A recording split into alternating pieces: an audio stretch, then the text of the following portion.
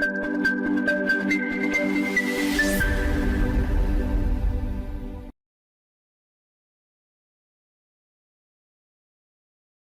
Student आज की video हम देखेंगे आपका आरसीएम का जो रिवर्स चार्ज का आपका 9(3) का केस होता है। जो आपका रिवर्स चार्ज मैकेनिज्म होता है वो क्या चीज़ है, नॉर्मल मैकेनिज्म क्या है, ये सारी चीज़ें। और उसके अंदर हमने देखे थे दो सेक्शन, 9(4) जो आपका अंडरस्टूड का होता है और 9(3) जो आपकी कंपलसरी ऐसी गुड्स एंड सर्विस होती है जिसमें आपको डील करते हो तो आपको कंपलसरी आरसीएम आपको पे कराना ही पड़ता है।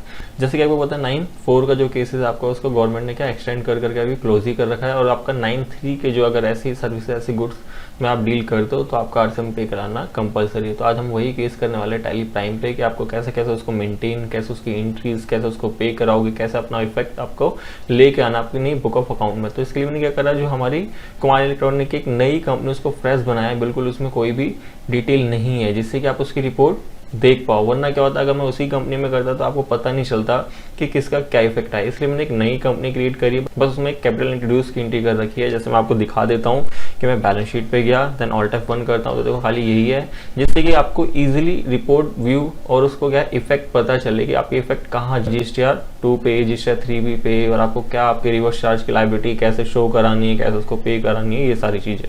तो मैंने इसमें क्या कर रखा है, जीएसटी का एक तो सेटअप लगा लिया और वही कंपनी को एक फ्रेश कंपनी से क्रिएट करा जिससे कि आपको इफेक्ट पता चले। तो अब चलते हैं अपने असाइनमेंट के तरफ की। जो हमारा असाइनमेंट क्या है, जो हमारा आरसीएम का आपका इनवॉइस है। तो हम चलते हैं अपने इनवॉइस पे। तो इनवॉइस आप देखोगे कि एक अंकित शीट जो एक लॉयर फॉर्म है, उन्होंने क्या करा, हमने उससे एक सर्विस ली थी कि लॉयर की रिगार्डिंग, जो हमने हमारा कोई लीगल केस फंसा हुआ था तो उसकी रिगार्डिंग हमने उससे क्या करा जी, एक सर्विस ली। तो उसने लीगल चार्जेस का मेरे को क्या करा, अपना एक्सपेंस बना के एक इनवॉइस बना के मेरे को भेज दिया। तो मेरे को ये इनवॉइस एक सिंपली है, बट मेरे को पता है ये कंपलसरी आपकी आरसीएम में आती है, तो मेरे को इस पर आरसीएम पे कराना कंपलसरी है। वरना क्या होगा कि जब मैं अपने 9 या आपकी ऐसे आगे ऑडिट कराता हूँ, जैसे अगर मेरी इन ऑडिट में आती है तो क्या होगा, ये आपको कोई भी सीए आपका क्या करेगा जी, इसको वेरीफाई नहीं करेगा। तो इसलिए मेरे को क्या इस पे कराना कंपलसरी, जिससे क्या रहे कि वो आपका प्रॉपर अकाउंटिंग मेंटेन हो सके। तो हम चलते हैं अपने टैली पे। तो टैली पे मैं आपको दिखा दूं कि जो नॉर्मल जीएसटी का हमने सेटअप किया था उसमें हमें एक कॉन्फ़िगर और करना पड़ता है आरसीएम के केस में, क्योंकि मैंने देखो आपको जब कॉन्फ़िगर करे थे उसमें आरसीएम और एडवांस के केसेस के लिए दो कॉन्फ़िगरेशन दिखाई थी। तो हमें क्या करना होगा, F11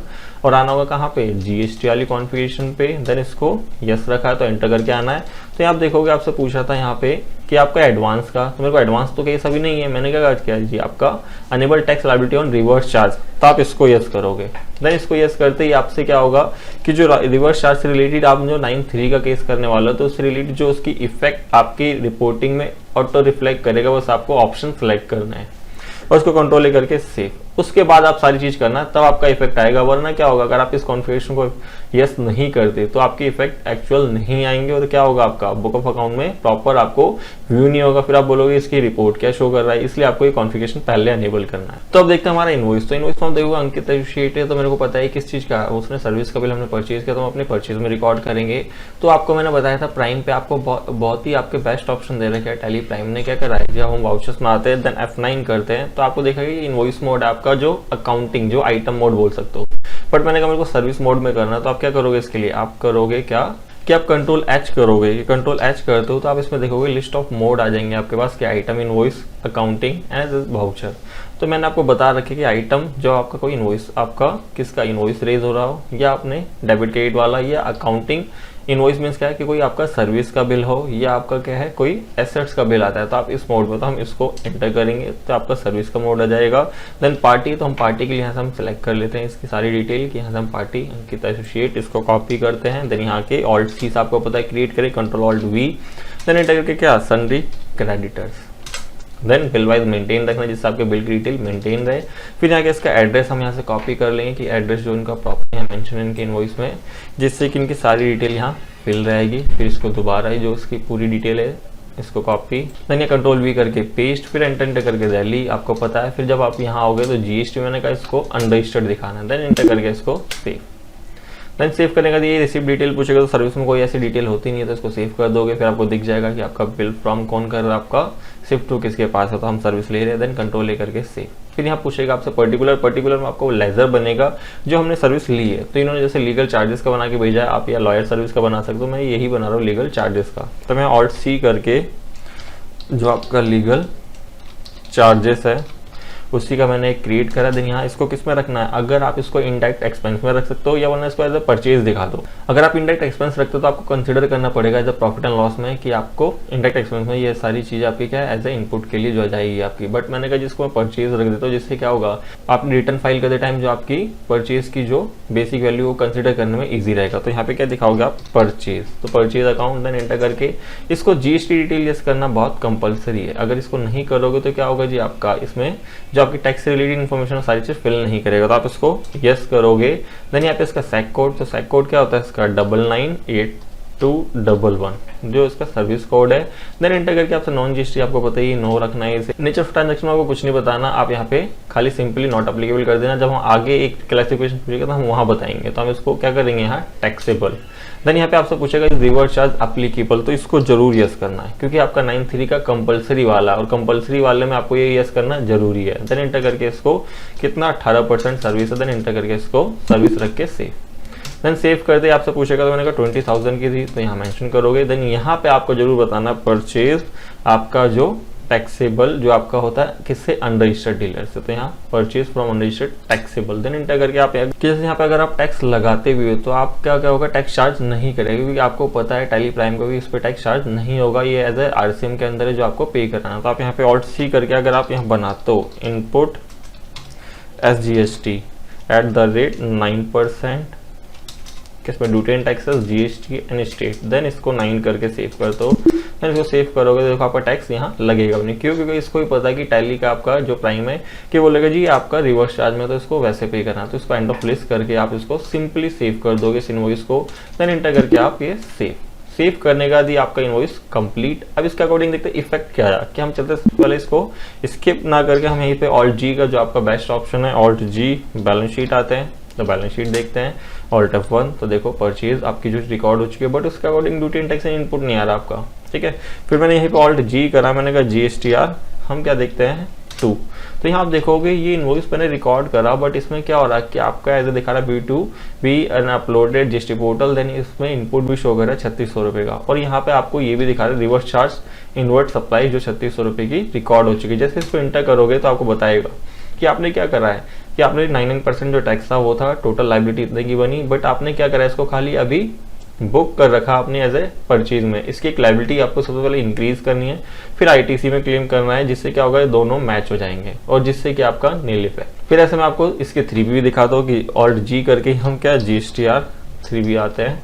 देन यहाँ देखोगे यहाँ पे भी इनपुट दिखा रहा है बट यहाँ पे क्या फिर यहाँ पे मेंशन कर रहा है। तो आपको क्या चीज़ है, यहाँ पे इनपुट तो दिखाना चाहिए बट ये चीज़ क्लियर हो जानी चाहिए, ये चीज़ आपकी खत्म हो जानी है। क्यों? क्योंकि क्या है हमें इसको सबसे पहले पे कराना होगा फिर उसका इसको इनपुट में क्लेम करना होगा। तो यहाँ पे आपको शो नहीं करेगा। तो ये तो देख लिया हमने इसकी रिपोर्ट। अब बात आती है जिसको हमें एडजस्ट कैसे करना है, कैसे हम इसकी लाइबिलिटी में बनाएंगे, कैसे उसको हम पे करेंगे। किसमें क्या कुछ लोगों को लगता है कि हम एक एंट्री पास करें उसके थ्रू क्या होगा दोनों एडजस्टमेंट कंप्लीट हो जाएगी। बट इससे क्या होगा ना कि जैसे मान लो आप एक एंट्री से एडजस्टमेंट तो कर सकते हो जो कि आप सब लोग करते हैं, बट मैंने कहा मैं 2 एंट्री इसलिए कराता हूँ कि जब पहली वाली एंट्री से क्या होगा उसकी लायबिलिटी हम इंक्रीज करके पे कराएंगे। देन उसके बाद हम उसको क्या करेंगे इनपुट में कन्वर्ट करेंगे। मैं इसलिए 2 एंट्री करता हूँ। बट लोग कहते हैं एक एंट्री में भी कंप्लीट हो सकता है, बट एक एंट्री में कंप्लीट तो हो सकता है बट इसमें क्या होगा आपको मान लो इनकेस आपने कभी पे नहीं कराया इसे, जैसे पोर्टल में क्या होगा आपका जितना आईटीसी है उससे कभी पे नहीं होता, इसको आपको अलग से रिवर्स चार्ज पे करना पड़ता है और उसके बाद फिर इसको इनपुट में क्लेम करना पड़ता है। तो इसलिए मैं क्या करता हूँ उसमें 2 एंट्री करता हूँ कि सबसे फर्स्ट क्या कि अपनी लायबिलिटी इंक्रीज करके उसको पे कराता हूँ एंड पे कराने के बाद फिर उसको अपने इनपुट में कन्वर्ट करता हूँ। तो इससे क्या रहेगा कि आपकी एक प्रॉपर अकाउंटिंग मेंटेन रहेगी। लोग क्या करते हैं एक ही एंट्रीज में क्या करते हैं, एक ही जनरल एंट्रीज आए आपके इनपुट वाले क्या करे डेबिट कर दिए और आउटपुट वाले क्रेडिट कर दिए, जिसका नील इफेक्ट हो जाता है। बट इससे क्या होगा बेनिफिट कुछ नहीं रहेगा और आपको मान लो बेनिफिट है भी जैसे एक एंट्री से, बट उसमें क्या होगा कि आपको कंफ्यूजन क्रिएट कर सकता है कि आप मान लो उसको पे नहीं कराओगे और आपकी प्रॉपर अकाउंट फिर मेंटेन नहीं होंगे। तो इसलिए मैं क्या करता हूँ इसमें 2 एंट्रीज करता हूँ कि जिसमें क्या सबसे पहले अपनी जर्नल में जाके जो जिससे अपनी टैक्स लायबिलिटी इंक्रीज करूंगा। क्योंकि अब मैं बैलेंस शीट आपको दिखाता हूं तो आप देखोगे यहाँ पे अभी मेरी कोई लायबिलिटी नहीं है, क्योंकि आरसीएम की लायबिलिटी पहले हम पे करते हैं उसके बाद उसको इनपुट में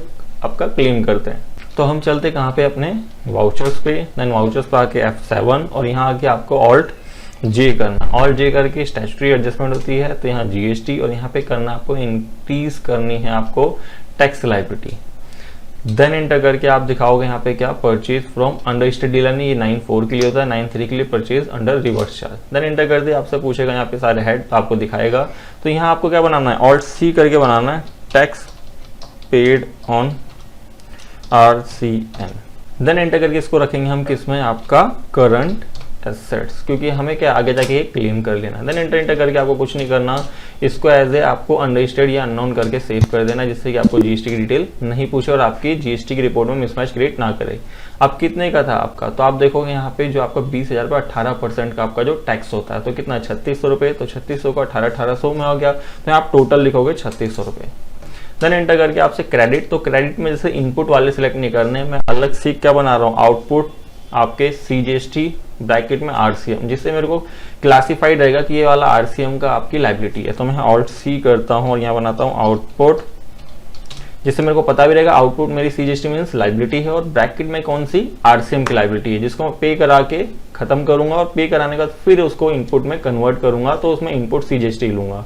ठीक है, कि जिससे सिंपली आपके बुक ऑफ अकाउंट में मेंटेन भी रहेगा और क्लियर भी रहेगा। तो मैंने कहा आपका आउटपुट CGST आपका ब्रैकेट में RCM कि ये मेरी RCM की लाइबिलिटी है, और इसको मैंने कर दिया कि इसमें आपका ड्यूटी एंड टैक्सेस ही रखूंगा, GST एंड सेंट्रल जो नॉर्मल हम बनाते हैं। देन एंटर करके इसको सेव, मैंने कहा यहाँ पे 9% रख के कितनी वैल्यू थी आपकी 20,000। देन इस पर देखो टोटल आएगा, तो आपको यहाँ 1800 रुपये खुद मैनुअली लिखना है।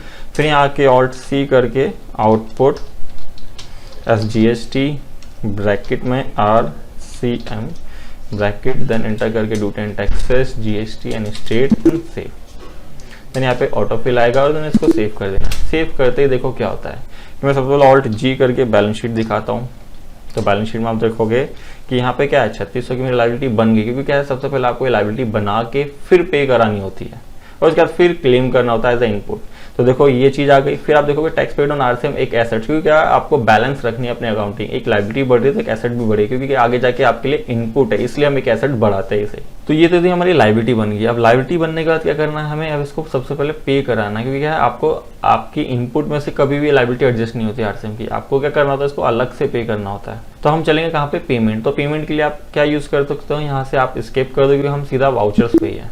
ठीक है, तो मैं यहाँ पे इसको नो करके F5 करता हूँ, तो F5 पे आप आओगे तो आप देखोगे पेमेंट। तो हम पेमेंट आगे, पेमेंट में क्या करते हैं जी, हमें क्या यहाँ पे स्टैट्यूटरी पेमेंट है, तो हम यहाँ पे करेंगे कंट्रोल F। कंट्रोल F करेंगे तो यहाँ स्टैट्यूटरी आपकी पूछेगा, स्टेट पेमेंट है आपकी कि स्टैट्यूटरी वाली, देन यहाँ पूछेगा GST, देन यहाँ पूछेगा आपसे कौन सा है। तो मैंने कहा रिसिपेंट लाइबिलिटी, क्योंकि रेगुलर जब आपका होता है जब आप रेगुलर इसको पे करो। मैंने कहा रिसिपेंट लाइबिलिटी है, देन एंटर करके यहाँ पे मैंने पीरियड फ्रॉम, मैंने कहा कौन सा है जी 1 अप्रैल से जो भी मंथ की होगी आपको वो सेलेक्ट कर लेना है। मैंने कहा 1 मई तक सेलेक्ट करा, देन एंटर करके मैंने कहा जी यहाँ से जो आप मेरा मंथ आ गया, उसके बाद फिर मैं बताऊंगा यहाँ पे पेमेंट करो। तो किसको आउटपुट CGST जो RCM के कितने 1800, देन फिर इसको डेबिट करके आउटपुट SGST 1800।